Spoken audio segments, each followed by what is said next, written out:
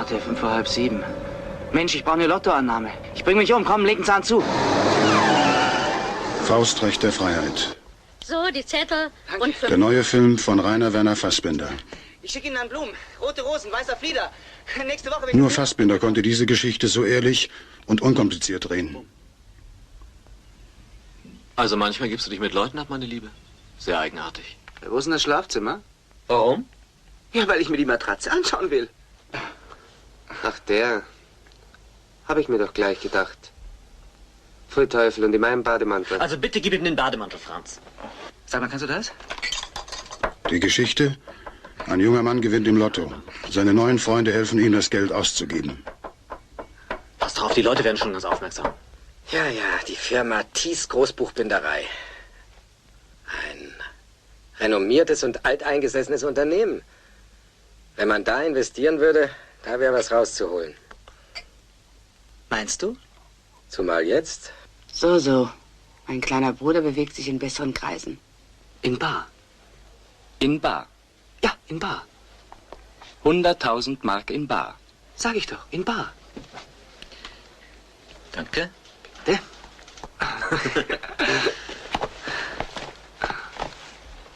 Wenn du so redest, dann kann ich mir die Wohnung schon richtig vorstellen. Ihr seid Schweine und eure vornehmen Märsche dampfen. Riecht ihr es nicht? Nein, aber ich. Stinkt zur Will. Gefällt er dir etwa? Ist doch ein strammer Brummer. Wenigstens ist er ordentlich angezogen. Also was nun? Weiß ich auch nicht. Wir wissen ja nicht, was hier üblich ist. Es wird ja auch nicht anders sein wie überall. Und außerdem ist er schön. Und weiß, wie man sich anzieht. Und ist immer für mich da. Ach so, ihr habt Schwierigkeiten. Das hättest du doch gleich sagen können. Wieso Schwierigkeiten? Wieso sagst du, wir hätten Schwierigkeiten? Wieso? Sei nicht so. Ich liebe dich, Eugen. Ich brauche dich so sehr. Ich bin daheim nichts ohne dich. Du darfst mich nicht allein lassen. Ihr Schweine. Ihr Betrüger. Ich mache euch alles kaputt. Alles! Auf! Alles mache ich euch kaputt! Hey, guy. How much do you pay? Was ich zahle. Er will wissen, was ich zahle. Ich zahle alles. Ich zahle immer alles. Ich muss immer alles zahlen. Immer!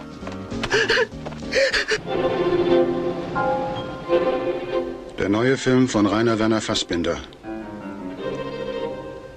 Die unglückliche Geschichte eines Ausgebeuteten. Das Faustrecht der Freiheit.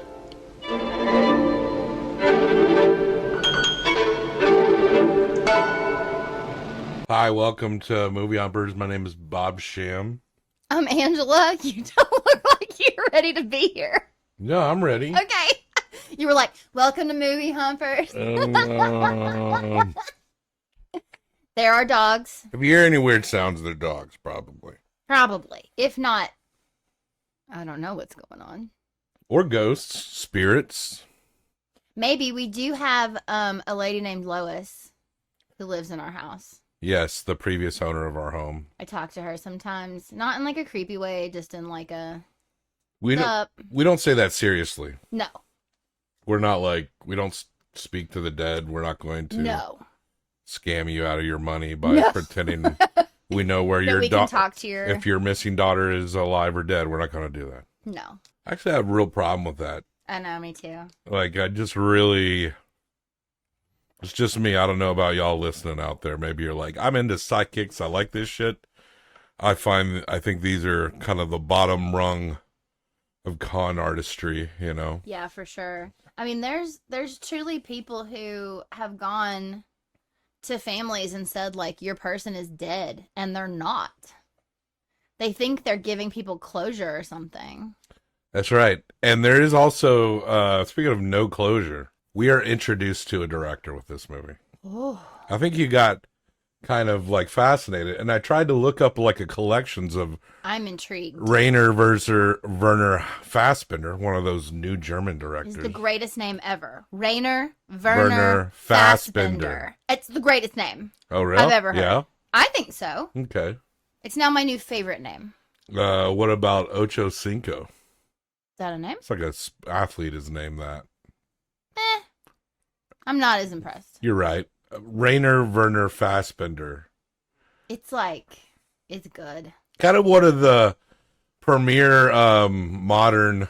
Reading a little bit on him, he died in like 1982 of a drug overdose, and he lived quite a tortured artist life. Apparently, very prolific, made a lot of movies. Yeah. And I was trying to look up DVD collections because, like, it seems like maybe we could watch more of this guy's shit. I would in a heartbeat. Sad bag shit is kind of like our thing. We kind of don't mind a sad ass movie.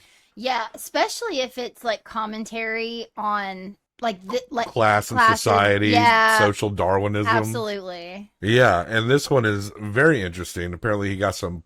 I think Fox and His Friends, which is what we're talking about today, by Rainer Werner Fassbinder. Fassbinder was the ultimate gay West German filmmaker in Germany. Yeah. And I actually watched a trailer. Apparently, they made a German film biography about Fassbinder.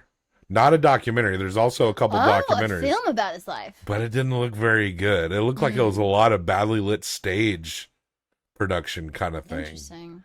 And we're watching Fox and His Friends, and he's like all over the cities. I think he's in Munich, or I'm not sure where exactly he is, but he's the star of this. He is Fox. Yes. And directing this movie.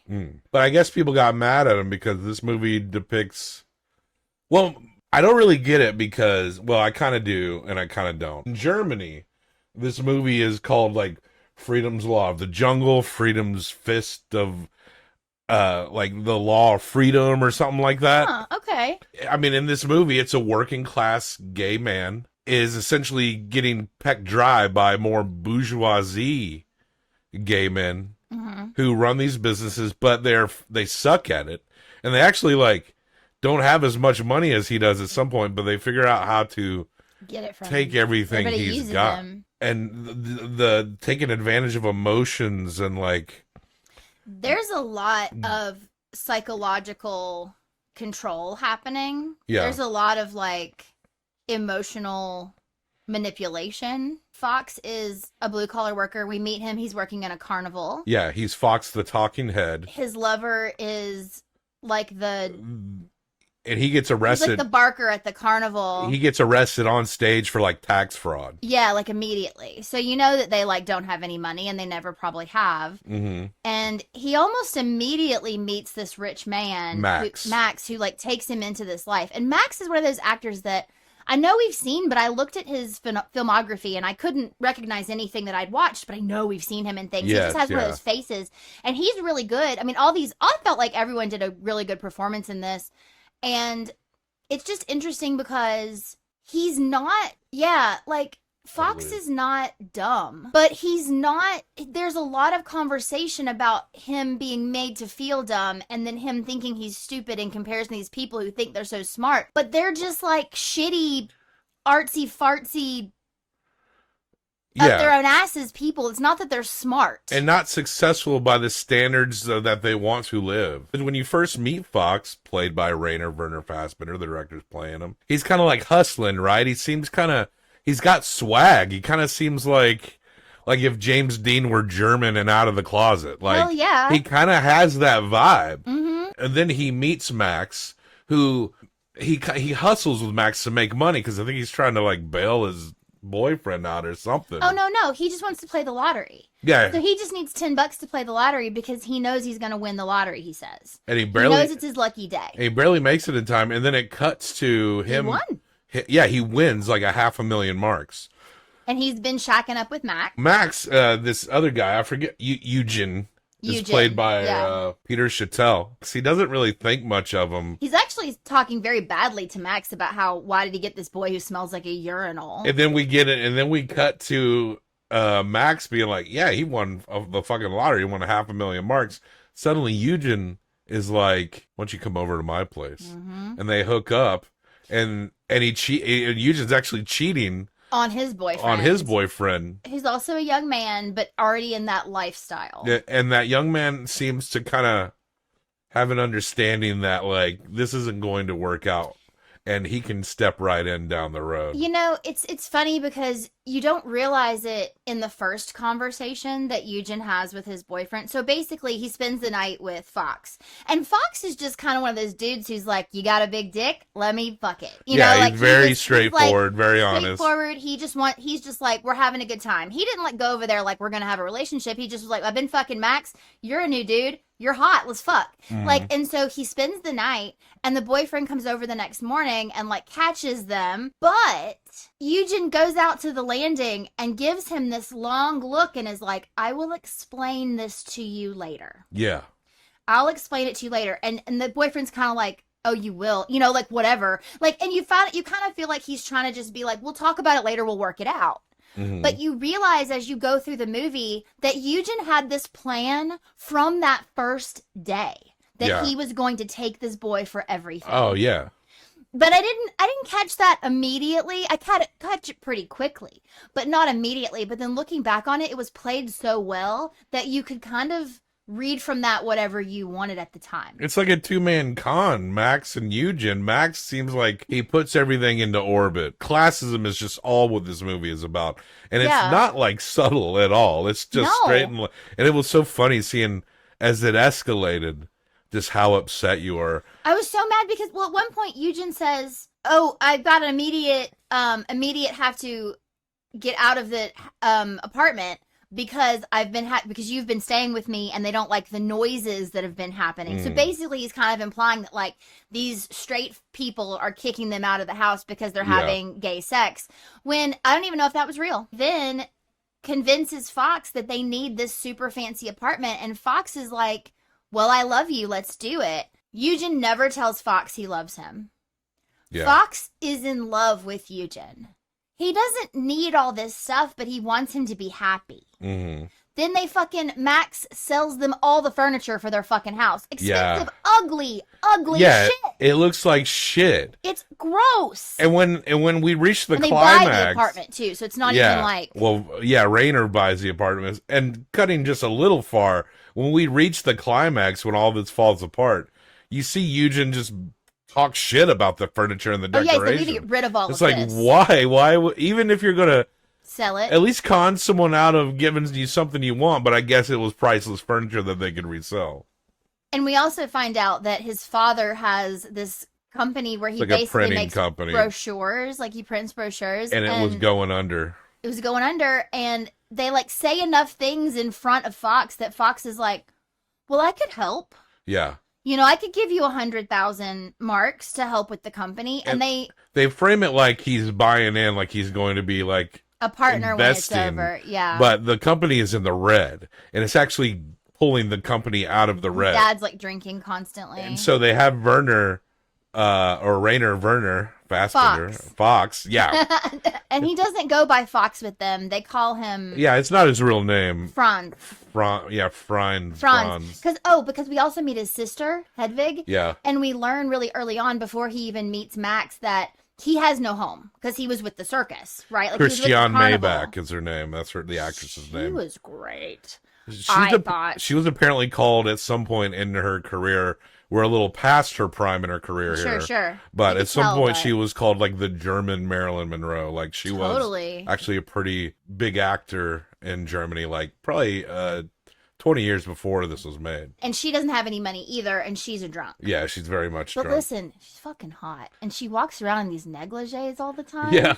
I was like, maybe she's past her prime, but she got it going on. She got the German. She's like, she got that messy MILF vibe. Hell yeah. Messy MILF. Yeah. Like she'd fuck you and then be like, get out of my house. Yeah. You know? And anyway. I mean, Fassbinder's personal life, he was kind of a messy boy himself. I mean, he died of a drug overdose. This guy made about 40 movies. And even more than that in theater. Oh, yeah. Yeah, so. Wow. He was just. This is interesting because we're just being introduced to him, and we'll get back into the story. Yeah. But finishing the thought, I always give out half a thought, where I looked up to see collections of his movies. Oh, yeah. But they're region coded. They're region 2. So I'd have to get like a UK coded, Western European coded fucking Blu-ray DVD player. I mean. To get it. Fox and his friends is probably one of the more common ones. I mean, we got a version from Criterion. Yeah. I think another movie, Querelle, and one other one that is like considered as most mainstream. But other than that, it's actually very hard to find North American prints of his movies. So okay, it's something that, like, you know, my brain wants to hump for if we want to be really depressed and really, if movies are gay and if we want movies to stay gay, we would have to get a region coded Blu-ray player and then watch the saddest gay stories you ever saw in your life, and Werner Rainer Fassbinder. Personally, yeah, I'm okay if every movie is gay for the rest of my life, and I just wanna watch more of his stuff and I want to watch the documentary about him. I know that we don't have to watch the biography movie, but there's a few out there. I do want to watch documentary about him. I really think it would be. I just want to know more about him. I'm fascinated by this person. This movie was so well done. I don't know. So yeah, we see him, you know, we talk about, they actually drop a contract about the business. And, you know, he thinks he's going to be a partner, but they basically are like reading the whole thing. And then at some point the lawyer looks at Fox and goes, "You don't want me to read all this? Everyone knows how contracts work." And so Fox is sitting there like, he needs to be told the whole thing. Yeah. But he's not going to say, "Oh, I don't get it." Because he wants to look good in front of Eugen's parents, because he's like, considers them married, sort of, you know, like he's ready to like be in the family, like he's been working in the paper place, and they do always tell him, like, you can come and you go, but then they're like, go do that. They get like, you don't have to be here, but then Mr. So-and-so is waiting to show you how to do something. It's later revealed, real mixed. It's later revealed that a salary, which is very good, is just, it's payback. not really a salary, it's just payback for the loan. They just conned him. And he doesn't actually have any kind of stake or share into the operation. He worked there for 2 solid years. They were together for 2 years to make this happen. He got his parents out of the red. There was also an issue where he cut some brochures wrong at one point, and it was like 150,000 marks, like they said, wasted. That seems impossible. But they were insured. That seems impossible. Yeah, they tried to say the bank wouldn't pay, so what they turned around and said that when this was all falling apart, Eugen turns around and is like, "I'm keeping the apartment because of the fuck up that you did." They say they need leverage for the bank to be able to get a loan. Fox, signs the rest of the apartment over to Eugen. And Eugen's like, no, you don't need to do that. Oh my God, you're so amazing for doing that. Like, he's so manipulative that he makes Fox think that these are Fox's ideas. There's a part where Eugen's like, "Oh, this dumb car. This car's gonna fall apart one day. It's so terrible." And then they get in the car and Fox is like, "You know what? We're gonna get a sports car. We're gonna get the car I've always dreamed about." Now listen, I'm sure that's true. Yeah. But he didn't fucking care. He didn't even have a car. No. But he goes and buys this fancy ass car, but as soon as he's like, "We'll get a car," and he's like, "Well, it's your money." I keep calling him I mean, he is Rainer, but I keep also trying to call him Rainer, but he's Fox. He's almost so like clinically working class. Like, it's almost like it's an affliction in this environment. Because there's this one point where Eugen's like, and maybe this is kind of more of a thing in the past, because nowadays anyone could read books, you know, like, this idea that someone who reads all the time is like smart is like, well, what are you reading all the time? Like, that's the difference, right? Yeah.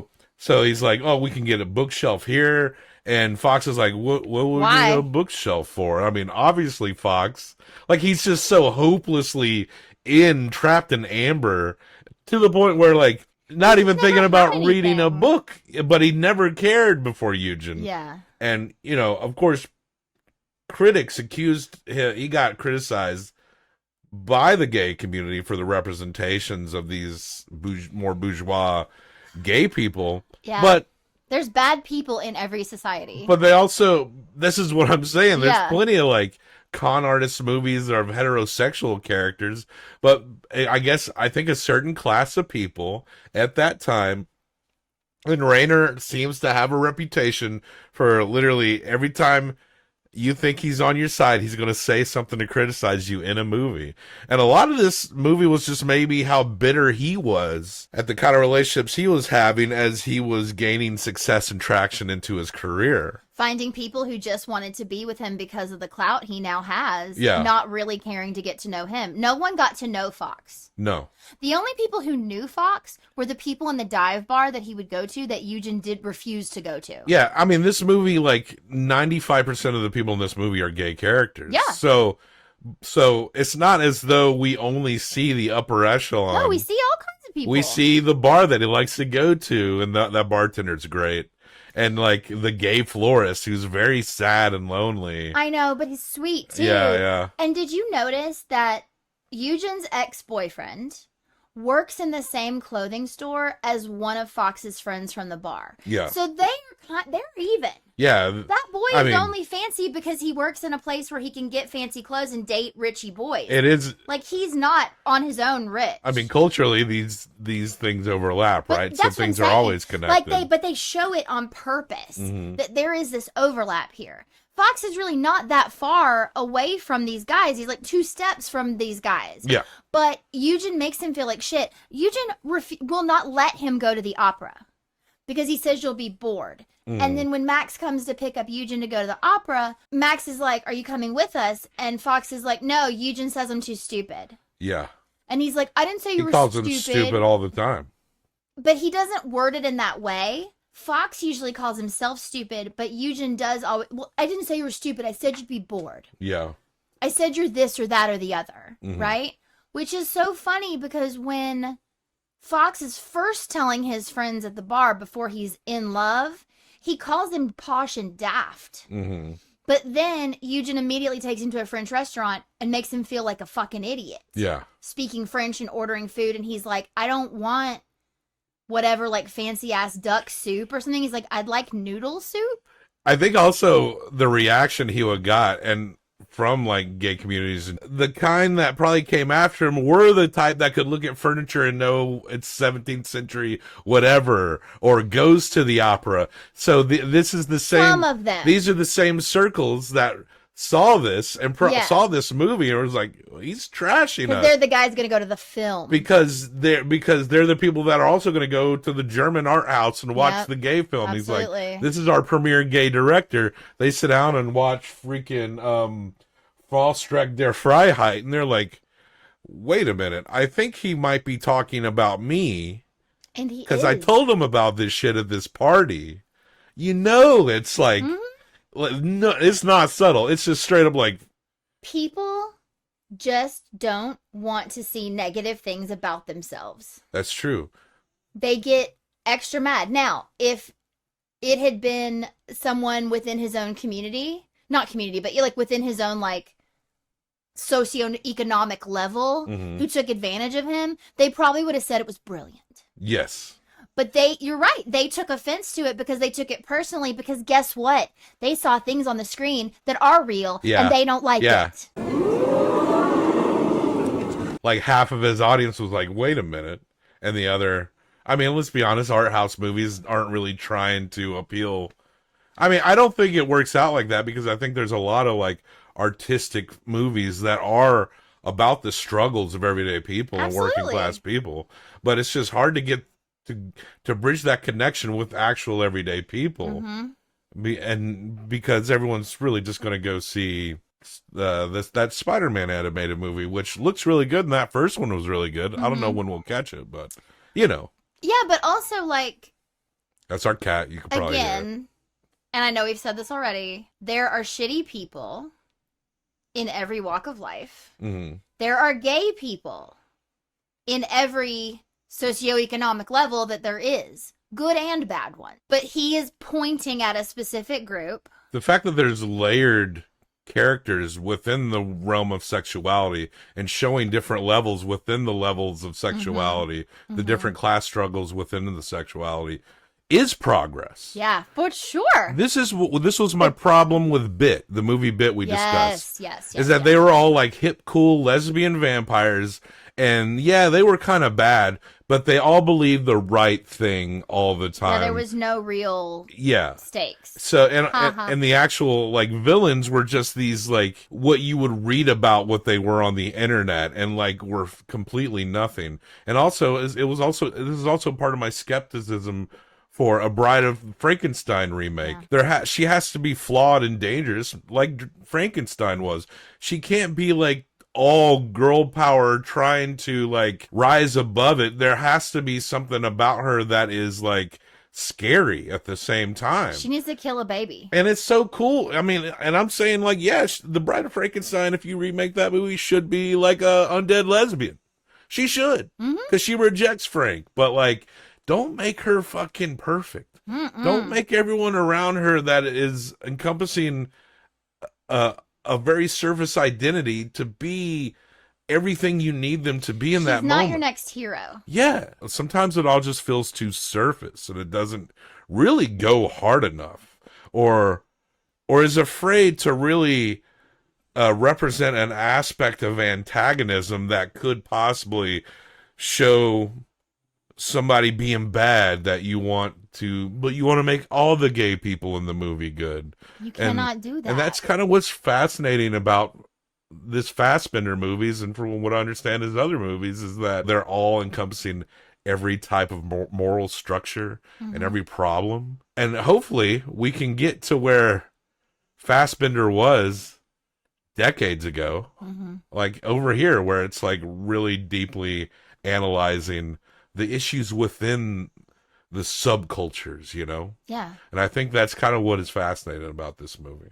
And I think there was a little bit of that in My Own Private Idaho. Yes. There was the aspect of Keanu Reeves was slumming it. Yeah. You know, just waiting for the day that he would go and be a rich boy and get with a girl, and who cares that he fucked a bunch of dudes when he was young. That one covered it. That good. one definitely hit upon it. I mean, they're just not as many, right? And not as often, maybe. I don't know, because I don't know. I've never seen a movie quite like this. I think I just want things to be a little braver. Absolutely.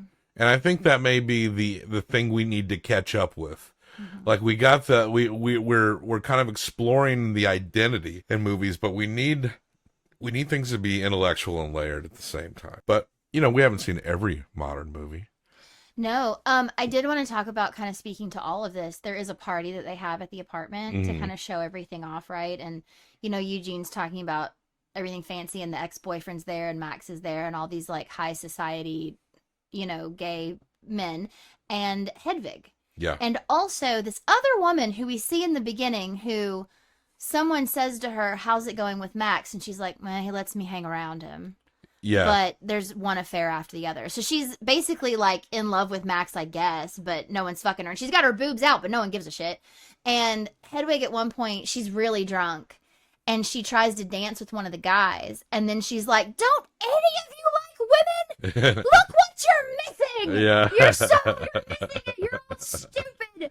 And then, of course, the party's over, and Eugene is like so jealous, so angry.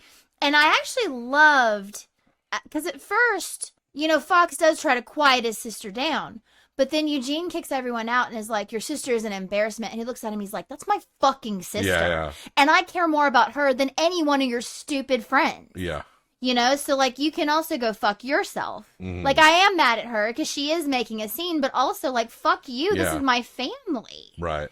And I don't know. I loved that. It kind of ended there. Like, there wasn't really anything else that happened, but she's kind of this like chaotic part of his life. But that's how it is with your family. Like, even if your family's being stupid, they're still your family. They're still your family. And the fact that Eugen did not, I don't know, was like so embarrassed of her. It's like he doesn't even know her. Yeah. Because he hasn't taken any time care. because he doesn't care. He never said, you pointed this out while we watch it throughout the movies, that he never says, "I love you back." Never. It's like, never. He's not even really lying that much, except for about the money stuff. Well, but like I said, he does it in a way that I feel as though he never outright lies.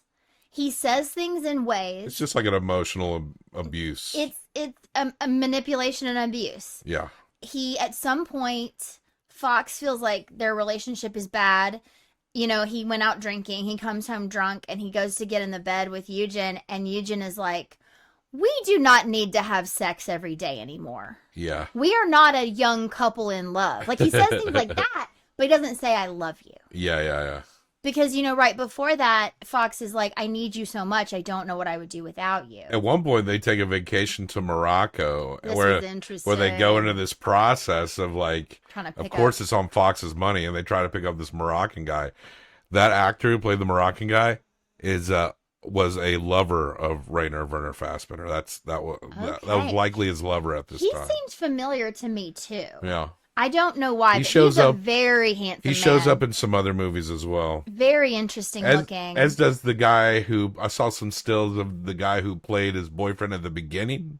Yeah. It also shows up in some other movies. Okay. And that boyfriend, he gets out of jail and he borrows 30 grand, and we see him being incorporated into the Max orbit. Like, yeah, he ends up with Max at the end. he successfully becomes a part of their society, unlike Fox, who just being drained. Because that other guy ain't got nothing, but he gets to roll with but Max. they're using him because the conversation he was having with Max was about smuggling things for Max. Yeah. So he was going to be smuggling probably these like furniture, high expensive items that Max could then sell and give There him you a go. kickback. Yeah, there was a So reason. he was using him even then. So they try to pick up this Moroccan man, but they won't let him into the hotel, which is a Holiday Inn International, which it was, I guess, was fancy at that time. Yeah. But yeah, this Moroccan employee of the hotel walks up and he's like, "We don't allow Moroccans here.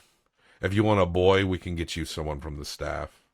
It's Crazy. bizarre, but like these subtle, like, well, it's not subtle, but like No. these points that show like the bigotry of society are like pecking away throughout the movie at the same time. And like racism Yes. and because he truly says to him, he's like, but you are. Yeah. He's just like you. Yeah. You work here. He can't come to our room. Like, that doesn't make any sense. And then when he's trying to sell the car back to the dealer's saying like a bunch of anti-Semitic shit. Oh, yeah, And- because when they break up, he realizes he's been taken for all his money and he has nothing. Yeah. He's trying to sell this sports car. And I loved, you didn't realize until halfway through the conversation that the man telling him he can't give him any money for this car because he'll never be able to sell it is the man who sold him this It's car. who sold him the car, It's yeah. so much bullshit. He's like, you told me that this car would only increase in value when I bought it from you. And he's like, I'm just telling you, I can't sell it. So I can only offer you $8,000. Fox is almost the white Precious. With all the shit that's happening to him, Bobby. it's not quite as No, it is ironically funny, but, yeah. not. Precious is... No, Precious has some seriously Precious is- worse shit that happens to But her. Precious is like so like intensely weighed down in tragedy that it's insane. Like, More than this, though. Yeah. That is one of the most tragic characters in any movie ever. I wish you would stop laughing because it's a made up story. It's a fictional story. I know, but if that It were is real, like- it is the most fucked up thing I've ever but it's heard. not. It's like a trauma dump story. I that is know. like heavy handed as fuck. And Yeah. and look, I'm telling you, I like the movie because it's so over the top that it is unintentionally funny. I'm a Precious fan. I just maybe don't look at that movie the way other people do. Monique was good in that movie. Yeah, she was fucked up too. Mm-hmm. They was all fucked up. Yeah. Mariah Carey is in that movie. And are you gonna go my way? He was like a social worker in that movie. Lenny Kravitz. Back to Fox and Friends. The other thing I wanted to talk about the Moroccan vacation. Okay, so when they're planning the vacation, they go to this travel agent that Eugen has used before, and they're planning this whole thing. And at one point, he says, "She's like, is this a boyfriend that I've met before?" And he's like, "No, this is a new boyfriend." Yeah. And then at some point, they're talking about what they're gonna do, and Eugen looks at Fox and is like, "Well, it's your money." And Fox pulls out this checkbook that we've seen over and over again. And she just looks at Eugen like, "You piece of shit. Yeah. You're doing this again?" So this makes me think that, like, this is not the first time. The most blatant questioning we've seen. Yeah. Because we're so locked into the particular orbit of Fox and Eugen separate or together, that like we don't really see people reacting against this scene that much. Yeah. And the other thing is when they're on the vacation and they take the man to dinner before they try to take him back to the hotel, and they're sitting there, and the Moroccan man speaks French so he can talk to Eugen, but Fox doesn't speak French, right? And so he's speaking a little bit of English with this man, right? But Eugen and Fox are fighting, and the tension in that scene was like palpable. It was so very uncomfortable. good. It was so uncomfortable. It was so awkward. There's just these perfect little moments in this. And to just step back and think for a second that he was directing that. See, Precious, that's insanely talented. See, Precious, the movie Precious could learn from Rainer in terms of making a scene just settle in its awkwardness instead of just being like, you have AIDS. Can we not talk about it? Yeah. I mean, you'd think Todd Solondz directed that movie. The way it plays out. Doesn't Precious seem like a fucking Todd Solondz movie? No! You just put in a little bit of different music, and it's a Todd Solondz movie. A lot of opinions on Todd Solondz movies, as you can imagine. Yeah, I mean, it's been a long time since I've watched a Todd Solondz movie. There's definitely some shit in that. I mean, there's a lot of opinions on our controversial in a different way. Our subject at hand, Rainer Werner Fassbinder. Yeah. Because a lot of his movies have a lot of themes, and all of them are mostly sad. But I feel like we're attracted to that. Yeah, we are. But Fox is having panic attacks, so he goes to see a doctor, and stress. We know why it's stress, so the doctor prescribes him Valium. And then he's like, "You need to relax." Yeah. And he tries to talk to Eugen about it, and Eugen just doesn't give a fuck. Eugen's plan comes to fruition. Essentially, emotionally break him and push him so far back to where he has no choice but to just end the relationship. And wasn't it so weird that when he and I actually was glad that Fox broke up with Eugen, even though he'd broken him. He did actually say, "I can't do this anymore." Yeah. But Max was there. Yeah. Like Max was there while they were doing the breakup. Right. It was weird. And Max did kind of hang out back for a second, but he was there to back up Eugen to be like, "Oh, you have to let him keep the apartment because you wasted some money at the business." And then he goes in like the next day after they've broken up, and he realizes, "Oh, you're all just in this together, and you're all a bunch of bullshit con artists." He goes to the company to be like, "Cool, we're broken up, but guess what? I want my fucking $100,000, 1,000 marks." And then they were like, "What you thought was a salary was just repaying your loan. You should have read the contract. Should have read the contract. You're not a partner." And they throw him out. He breaks a window. Yeah. And they throw him out. And he tries to sell the car to the scammer. He does sell the car to the scammer. He gets about 8,000 marks. Yeah. Which is like nothing, and that's all he has. Yeah, he spent like almost double that on the car. He goes to the bar. Yeah. All the normal bar players are there. Yeah. There's this woman singing this terribly sad song. Yeah. And they're all kind of watching, and Eugen sees these two guys he'd kind of met earlier that he tried to fuck earlier. They're American GIs. Yeah, and so he goes up to them and he's like, "Oh, I know you guys, and I'll buy you a beer, right? Like, let's hang out." And so he's going to buy them a beer, and then he's like, "You want to fuck or whatever?" And the soldiers go, "How much do you pay?" And it breaks him. And he's he like, "I always pay. I always pay. I do nothing but pay." And then the flower man held him. Oh, yeah. And that's the first time you see Fox cry. Yeah.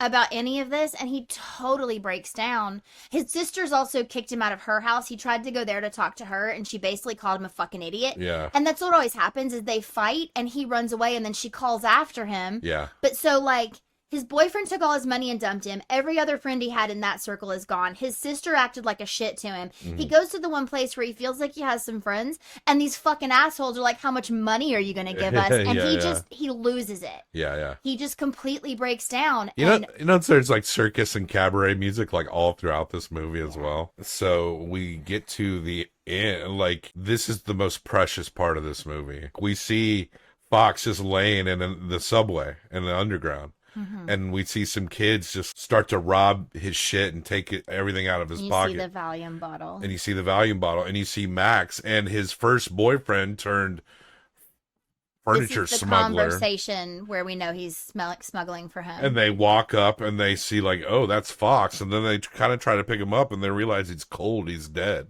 And they're like, we can't be part So of like, this. they'll accuse us of this. So we need to get out of there. So the kids who were hidden wait for them to leave, take his jacket. And he has this this custom denim jacket that has the beaded letters of his name, his nickname Fox on the back of it. So the kids empty out his pockets and then like take his jacket.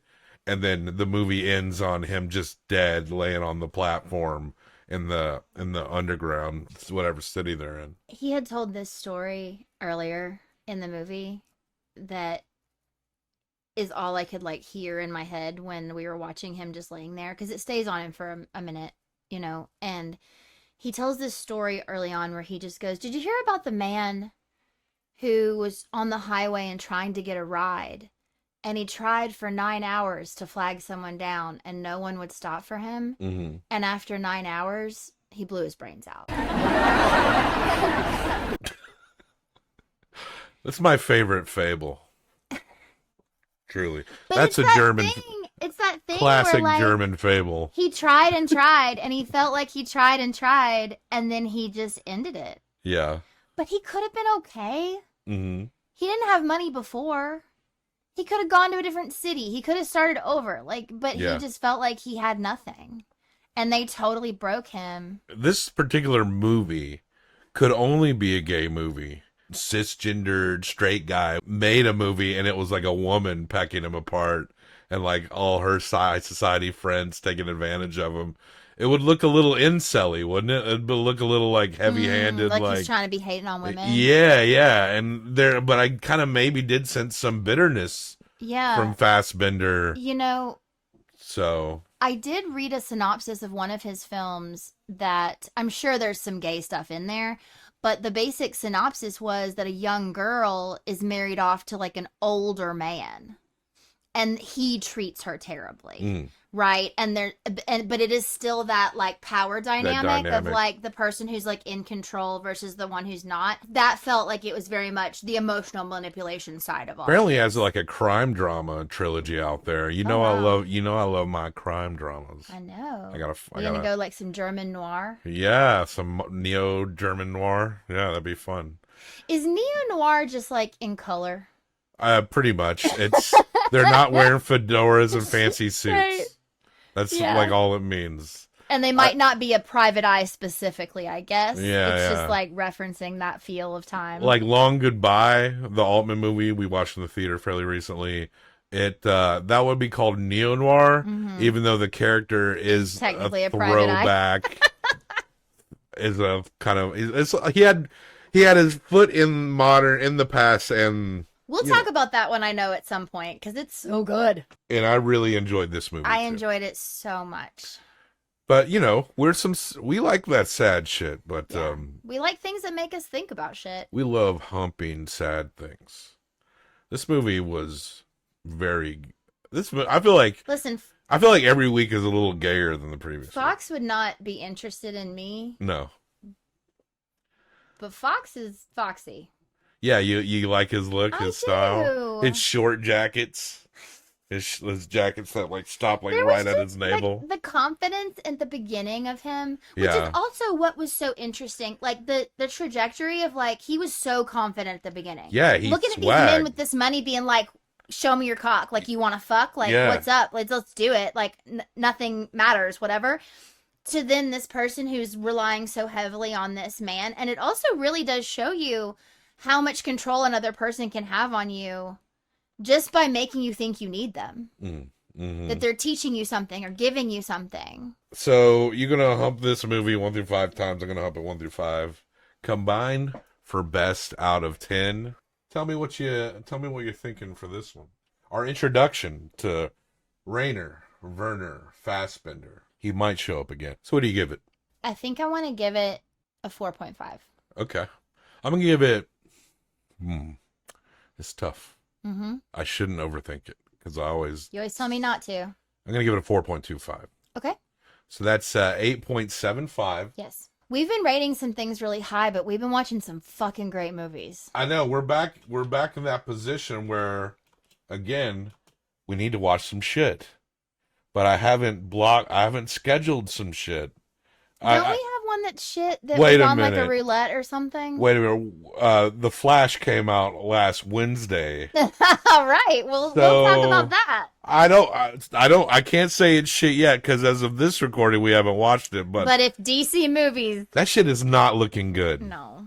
So maybe that will be our bad. I think at the movies just are what brings us our shit. But we've been skipping at the movies a lot lately. Yeah. It's just because we want to watch the gay movies right now. We're behind on our summer movies too because Fast X has been out. Would you say that Fox and His Friends is better than Mad God by Phil Tippett? Yes. Okay. There you go, folks. If you don't give a damn, don't throw it up. But we did throw it up here. It is our ranks number 6 in our A tier movies. We've been watching we've been hitting the A tier a lot lately. Yeah. The movies have been too good. And our introduction to Rainer Werner Fassbinder with the film Fox and His Friends was a good one. He left an impression on us. I bet this ain't his best movie. I bet we can find more. But we'll have to get a different... Are the plugs different on the different region coded Blu-ray players, you know? People Isn't get them. it all We about the gotta figure voltage this or out. some shit? I don't know. You know you're a movie nerd when you got like players from that, like UK players and shit. So it's just where we're gonna... That's the direction we're going. That's exactly where we're headed. And I'm okay with it. Yeah. Well, you know, this show, I feel like it's not too stuffy, but it's not too simple. I feel like we're right in the middle. Because we're learning about all this stuff as y'all watch us discuss it. So it's interesting. And there's some things that people have watched a lot of our episodes, and some that is just like, nah. But whatever. It's just movies. Movies. Check the show notes. Movies are gay. Check the show notes. Movies are gay. For links and stuff, where to find us. Feel free to hit us up. We have a pretty packed schedule, but if you want to make a recommendation, check the email link. Hell yeah. And maybe we'll figure it out for you. I got some ideas for the next year. We're in this for the long haul until I freak the fuck out. And all right. So anyway. Death to all traitors. Death to all traitors.